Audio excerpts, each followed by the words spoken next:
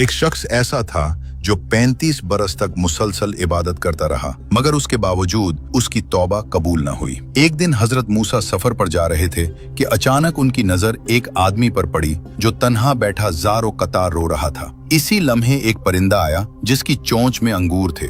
उसने वो अंगूर उस आदमी के सामने रखे और फिर उड़ गया। हजरत मूसा उसके करीब गए और पूछा, तुम कौन हो और क्यों रो रहे हो?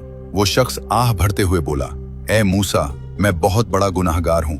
मैंने अपनी जिंदगी में बेशुमार बुरे काम किए हैं। 35 साल से इबादत कर रहा हूँ और अपने गुनाहों की माफी मांग रहा हूँ। आप अल्लाह से पूछें, क्या मेरी तौबा कबूल हुई है?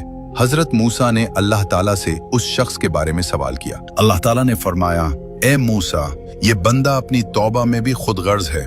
उसने कभी अपने सिवा किसी का ख्याल नहीं किया। यहाँ तक कि वो परिंदा जो रोज उसके लिए फल लाता है, उसके बारे में भी उसने कभी न सोचा कि उसने खुद कुछ खाया या नहीं। इसी वजह से उसकी तौबा कबूल नहीं हुई। जब हजरत मूसा ने यह पैगाम उस आदमी को सुनाया तो वो खामोश हो गया। फिर बोला, ए मूसा, अल्लाह से ये भी पूछें कि जो 35 साल मैंने इबादत की है, क्या उसका कोई अजर मिलेगा? अल्लाह ताला ने फरमाया, उसे बता दो कि उसे एक दुआ मांगने का हक दिया गया है, मगर वो माफी के सिवा कुछ भी मांग सकता है। हजरत मूसा ने यह बात उस आदमी को बताई।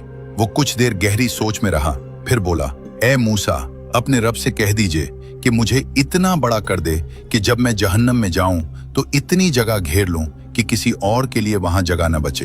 ये सुनकर हजरत मूसा मुस्कुरा दिए और अर्ज किया, ए अल्लाह, मैं उसे क्या जवाब दूं?